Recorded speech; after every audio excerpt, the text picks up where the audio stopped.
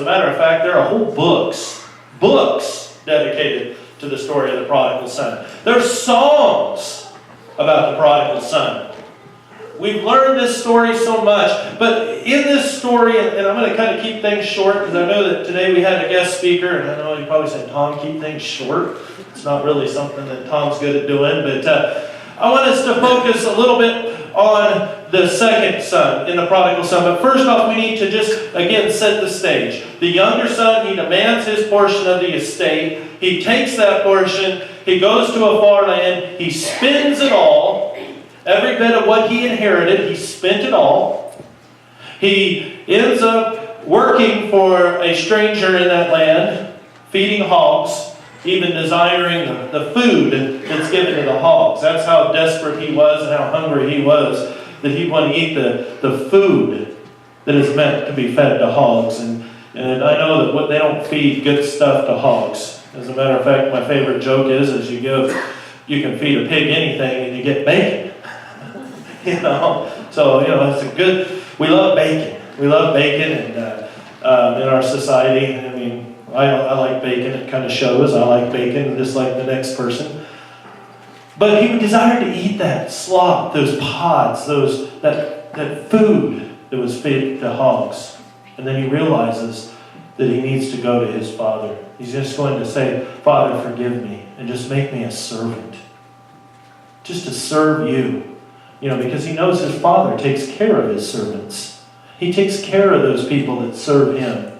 And so he's just going to go and plead his case, and he comes, and his father does something that's amazing. It's amazing in the time of that, because you never would run to somebody who squandered your wealth. And in that day and age, you wouldn't want that son to come back. So the Jewish people, the staunch Jews, when they hear Jesus say that this guy ran, he ran to meet his son, says something big about forgiveness. About forgiveness. There's a song in the 90s called When God Ran, and it's about the prodigal son, and it says in that song, the words of that song, he ran to me, and he put me in his arms, and he held my head to his chest, and he said, "My son's come home again." That was what this father in this parable did. He ran and he embraced his son, and he wouldn't even let his son finish his thing about being forgiving and needing to just be his servant. Instead, he says, "We're going to have a party. My son's come home." He puts a ring on his finger. He says, "Butcher the fattened calf. Let's have a party." He puts a robe on him. And he calls him my son. My son's come home. But I said I want to focus on the other son. The older son. The son that's going to inherit everything. He hears the party going on. He inquires what's going on. And he says, your younger brother's come home. He's like, "What? What? My father's throwing a party for this treacherous guy who squandered his wealth, who ruined the name of my father, who's done all this stuff." And he goes, and my father's throwing a party for this traitor? No way I'm coming to that party.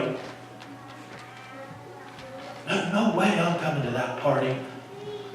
And the father comes to him, and the father says, "Look, I have been slaving many years for you, and I have never disobeyed your orders. Yet you never gave me a goat so that I could celebrate with my friends.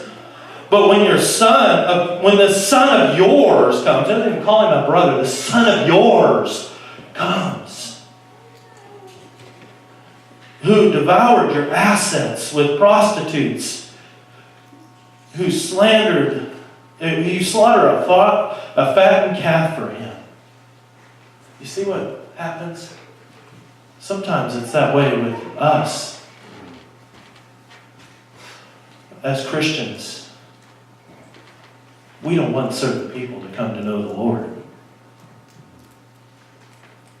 We don't want that. The Pharisees, they didn't want the Gentiles to come to know Christ. They didn't want the tax collectors to be believers. They didn't want the Samaritans to know and be part of the